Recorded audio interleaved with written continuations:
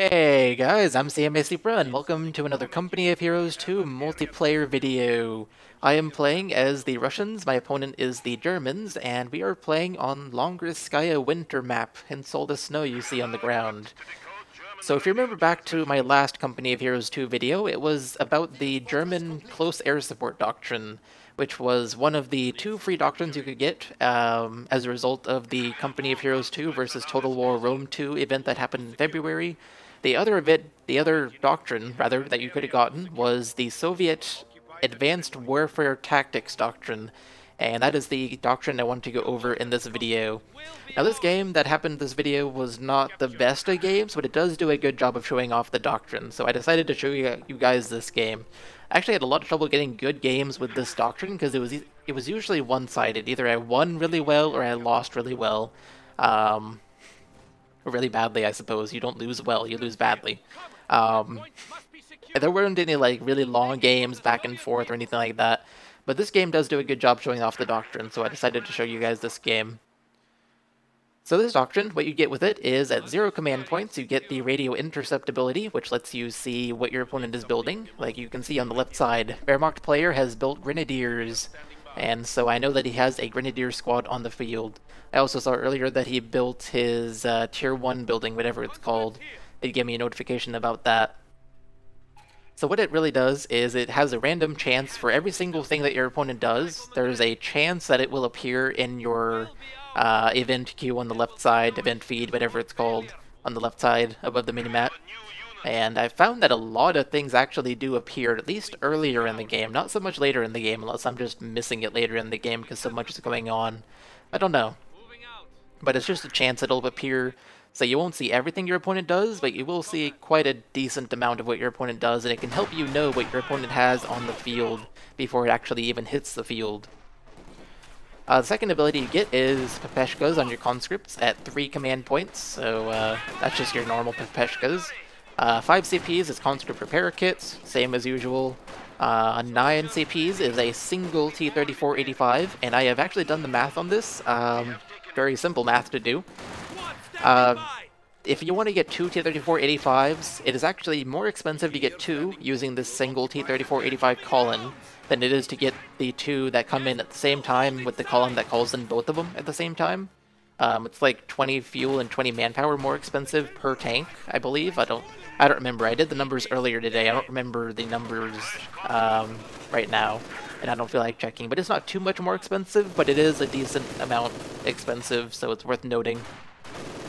The last ability you get at 10 command points is the IL-2 strafing run with the 23mm cannons. And those cannons I found, or the strafing run I found, is actually better against tanks than infantry. It will damage infantry, but it's not very good against infantry. It's more for damaging tanks, like doing a final blow on a tank or something like that. So, you should use it against tanks if you ever use this doctrine. Don't use it so much against infantry unless you're just trying to do a little bit of damage to infantry and call it good. So now that I've explained the doctrine, I will talk about how I play the doctrine, how I found it to be played well in my opinion, but let's go ahead and talk about what's going on in the game right now first. So right now, I am cutting off my opponent at his base. He's actually not used his MG42 very well. He's been shooting at one of my guys that I had in a house.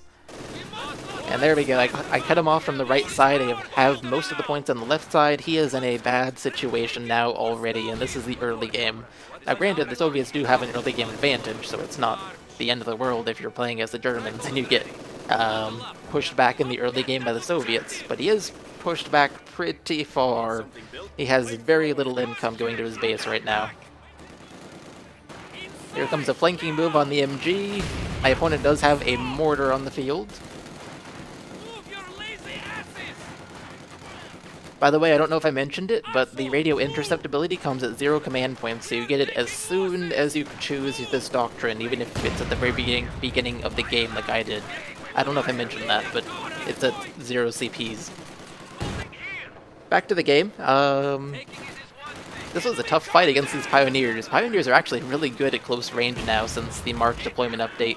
They were good before the update, but now they're really good, and so they're quite deadly, I've found.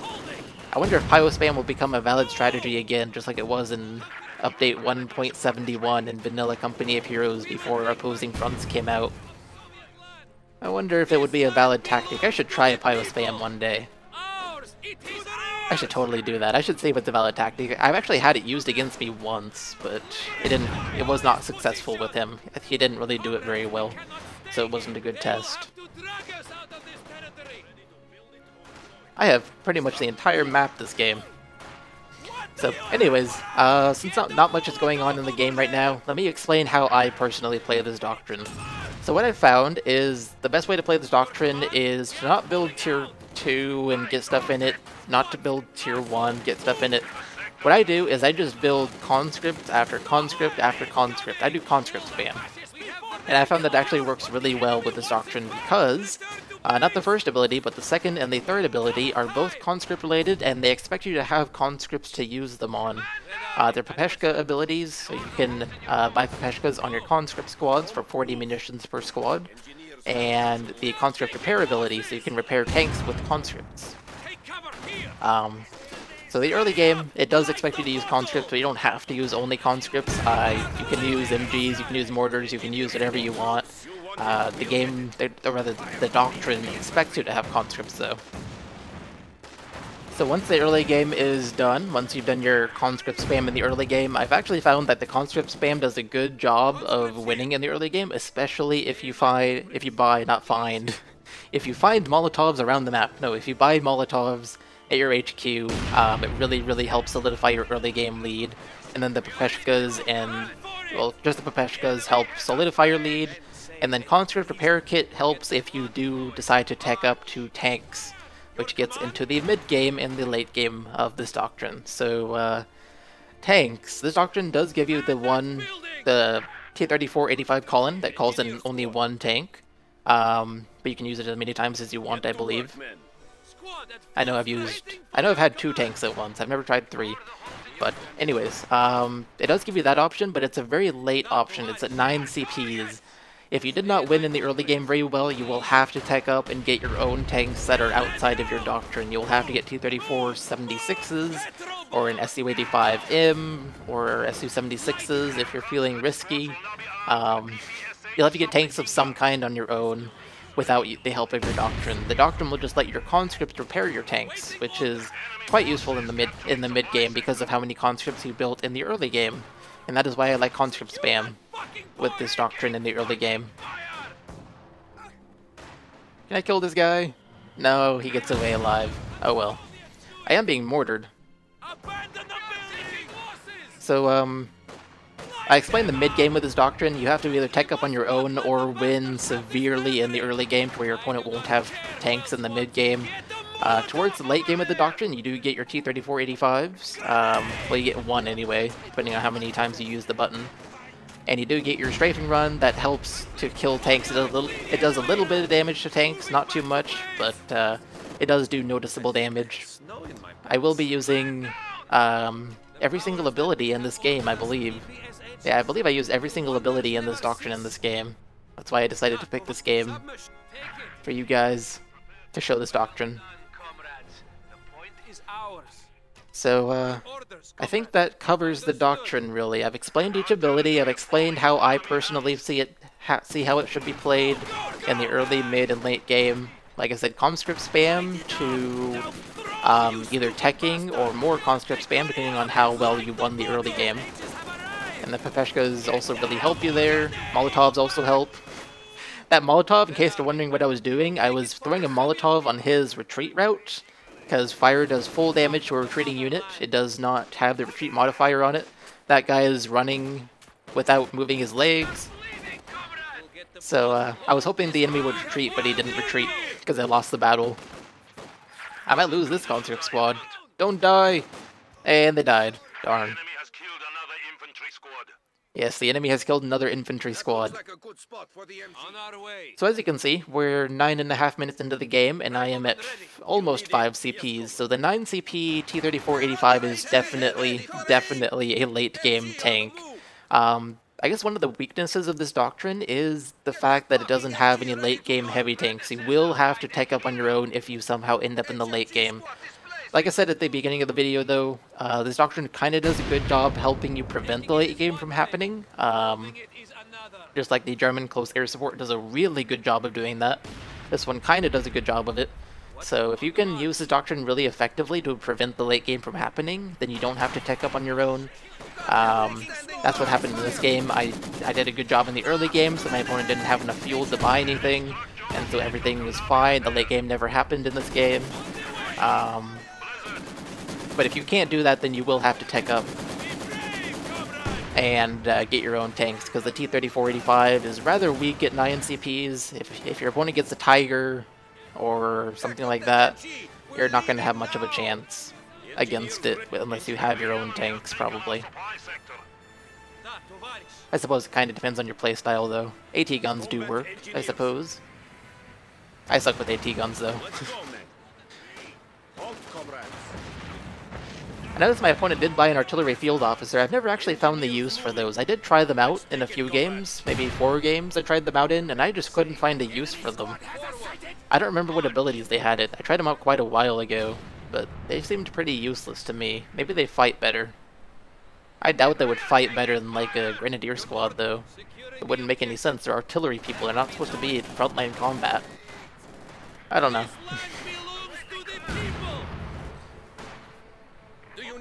Got a nice flank going on, getting my opponent cut off from the right side of the map once again. He is pretty much base pinned, as you can see. So I definitely did a good job with the early game in this game. It was a slight help from my Doctrine. It wasn't too much of a help, because I didn't get the Peshkas until the 3rd command point, which didn't come all that early. So it was mostly just skill, plus the fact that I had the radio intercept letting me know what exactly my opponent was building, when he was building it, things like that. The radio intercept ability is actually really good if you can use it effectively. I can use it in the early game, but I have some trouble using it in the late game. I lost another conscript squad there. I'm down to 2 conscript squads. My mortar is freezing, my MG is freezing, my engineers were freezing, and now they're freezing again. The Peshkas are good, though. They're definitely good against Grenadiers at close range. I have found they don't do very well against LMG-42 Grenadiers, though. So if you find a Grenadier squad with an LMG-42, send 2 conscript squads at it. Both, or at least one with Peshkas. I found that the LMG-42 is actually very, very deadly. The Peshkas don't do enough against it, because the Peshkas require you to be at very, very close range. This has been a very one-sided game so far. My opponent is kind of making a comeback, though. He's doing a good push. He's using his MG effectively here. You can see it back there, near the VP. Suppressing my conscript squad. I've forced a retreat. I do have a mortar, though. I tell it to mortar the Grenadier squad that I'm suppressing. Here's a flamethrower squad here. I suppose my opponent has a few points connected to his base now. A slight pushback. Mortar ready for orders. Yes. You will notice that I built an AT gun. This is a part of the Doctrine I never actually explained, did I? I guess I did, actually. So if I do really well in the early game with this Doctrine, as I often do, what I decide to do is only take up to tier 2. I don't build tier 3 or tier 4 for tanks. I only take up to tier 2. And the reason for that is I want to get AT guns, and AT guns, and AT guns. I just want the AT guns in case something like a half-track shows up. I am burping. Excuse me. Yeah, but in case a half-track shows up, I get AT guns, 1 AT gun anyway, and I also get rifle grenades. That was extremely unlucky for my opponent. I felt bad for him when that happened, because I hate when that happens to me. Mortars in this game are just... they're sometimes overpowered and they're sometimes underpowered. They're not consistent, I guess, is what I'm saying. Sometimes you can lose a whole full health squad to a single mortar hit, as I have had happen to me multiple times. It is so frustrating. Die, artillery field officers! I have a flamethrower which does full damage on retreating units. Did a lot of damage. as you saw. Oh yeah, another reason I want the AT guns, I suppose, it's not the main reason by any stretch of the imagination, but it's a side bonus, I suppose. With this Doctrine, I find I have a ton of munitions left over, unless I give, like, every single conscript squad to Peshkas, and I am losing conscript squads and having to buy a whole bunch of new ones over and over again. If I'm not spending munitions on Peshkas like that, because I'm actually playing intelligently and not losing squads, then I do have actually a lot of munitions left over, and I tend to spend them on the barrage from the AT gun. As you can see, I'm trying to barrage with the AT gun right now on the opponent's MG42, but I first have to find the MG42 before I can do that, so I'm moving up my machine gun and putting it in a house to hopefully find the MG42. And there it is, I have found it. Something is mortaring something. I think he is mortaring my mortar. I think that's what's going on. My MG is doing its job on the enemy MG, but there's a Panther Grenadier squad coming. I tell the MG to get out of the building. Retreat, I'm pressing T, and they don't do it, and I lose the MG's crew. So now it's up to me to save the MG and prevent my opponent from getting the MG, because I do not want him to have that. If he gets it, my conscript spam can potentially be screwed over. Although I am half a CP away from a T-3485, so there is that going for me. I suppose if he gets the MG, it's not the end of the world. I just need now a quarter of a CP more, and I'd have the T-3485.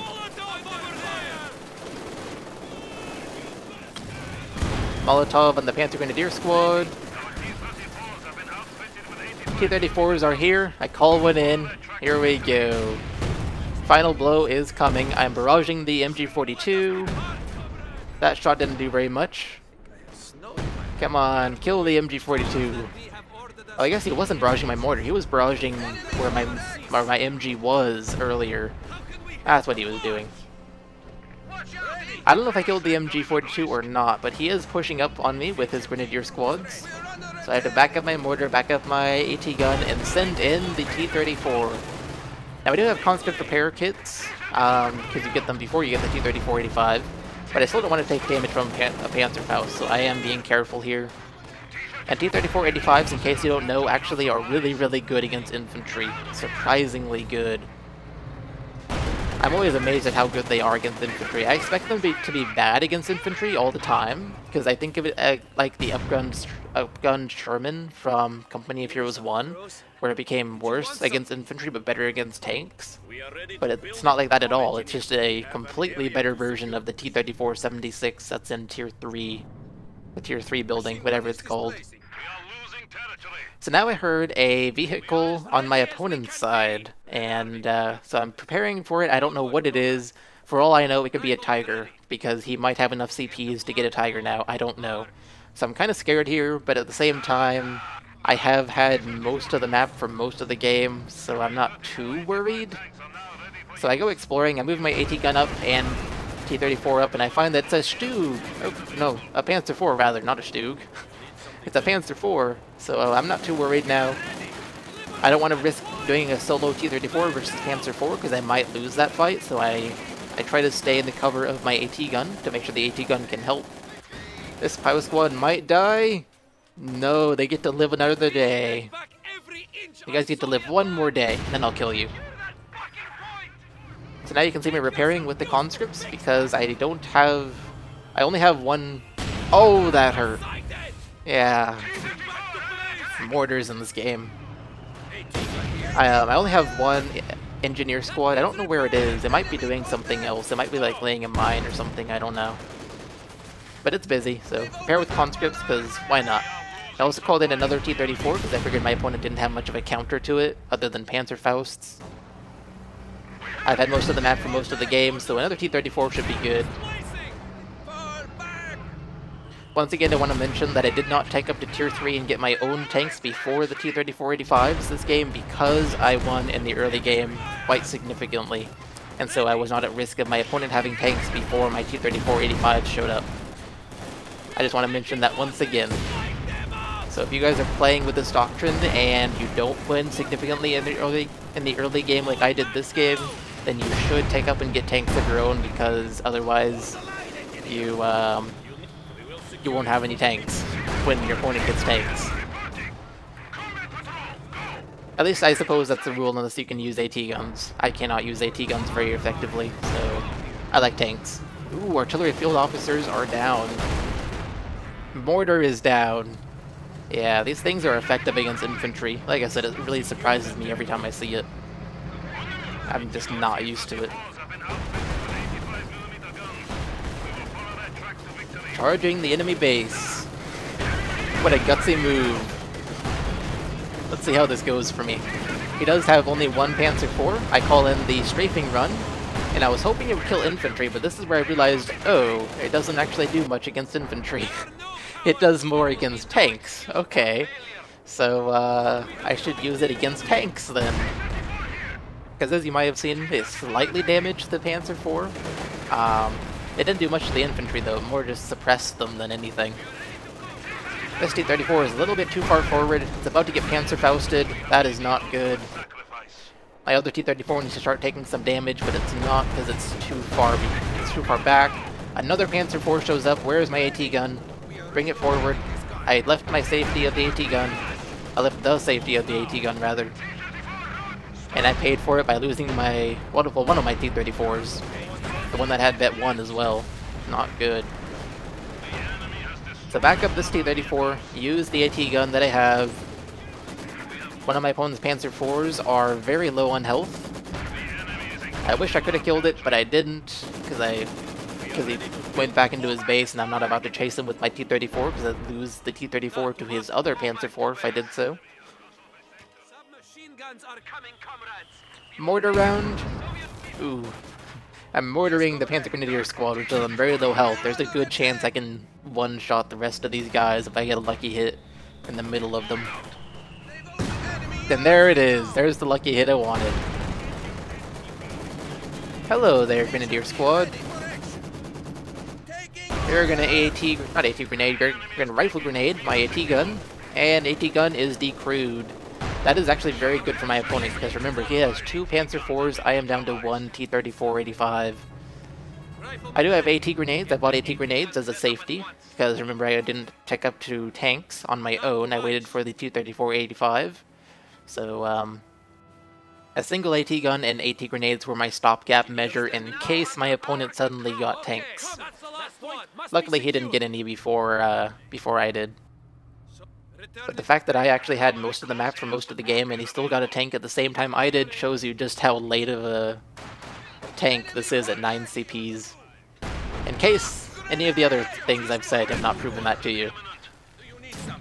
Ooh, my mortar's vet too with 11 kills. Nice. AT gun is recrewed with a conscript squad. The other 3 guys are retreating. I'm moving forward with my T-34-85 to try and do damage to the Grenadiers and actually find some artillery field officers instead. But they're the Grenadiers. It's a Vet 3 squad. I am backing up, gotta be safe. Better to be safe than sorry. Sending an engineer squad in to do some damage with the flamethrower, because flamethrowers are awesome in this game. And can I kill off the entire squad? No, it's too far away. Oh well, I did some damage, I pushed him off. Let's go cut him off from the entire right side of the map. I am capturing both field points right now. He took them away from me at some point earlier, so I'm capturing them back now. My opponent's 2 Panzer IVs are coming for my T-34-85. I cannot afford another one yet. I don't know why. I think manpower is the reason. But I can't do it yet, so I can't call another one in for support. It's only my AT gun, my T-34-85, and any AT grenades I can get over here with conscripts. So I guess rather what conscripts I can get over here. I have no conscripts in the area. These guys are freezing. I gotta warm them up before I can bring them over. These guys are here, good. Let's go ahead and oorah over to one of the Panzer IVs and AT grenade it. Except they're not here. Where the heck did they go? I did see one moving back towards the opponent's base, so I guess they both went back to the opponent's base. That's what I assume happened. I call in another T-34-85 to counter my opponent's Panzer IVs. Ooh, that Grenadier squad is not looking good, and it is lost. That is a Vet 3 Grenadier squad gone from my opponent because he wanted to Panzerfaust my T-34-85 so badly. That is not good. Look at how many munitions I have. I have almost 700, no, 6,500. 6,500, who says that? I have like 660 munitions, which is a lot of munitions. The Pepechkas cost 40 munitions per squad. The strafing run, the IL-2 strafing run with the 23mm cannons costs 90 munitions per strafing run. So it's actually rather cheap. I guess it's cheap because it doesn't do much. So I have a lot of munitions, and I can easily do a whole bunch of strafing runs, use a whole bunch, or get a whole bunch of Pepechkas, use a whole bunch of AT grenades, use a whole bunch of Molotovs. I have tons of munitions to do whatever the heck I want with. I am repairing the first T-34-85 with my conscripts, and a Panzer IV appears. Hello there, Panzer IV. Oh boy, don't kill my T-34. Don't kill my T-34. Good. He backed up far enough away where he's not going to kill it. Grenadier squad coming in from the right. T-34 is handling it. Yep. Mortar incoming. Luckily it misses. I have a lot of infantry squads really close to each other repairing that T-34-85. If a mortar lands on the T-34-85, I will lose a huge portion of those 3 conscript squads that are repairing it. It's very unsafe to be repairing like this, but I was also playing kind of lazily, because I figured at this point I've won the game. My opponent is kind of threatening me with his Panzer IVs, but I'm pretty sure I've won at this point. I have so many munitions, I can just keep using strafe over and over if I need to.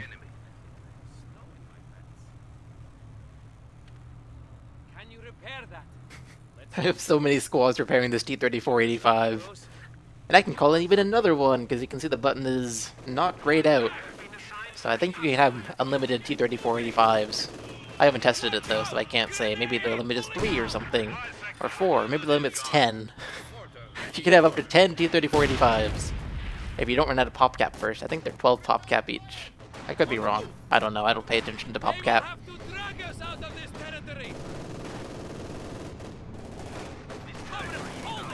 Vet 3 conscript squad with Pepechkas on them. PPSHs. They need to retreat. Yep, there they go. Oh, that Panzer IV just got wrecked.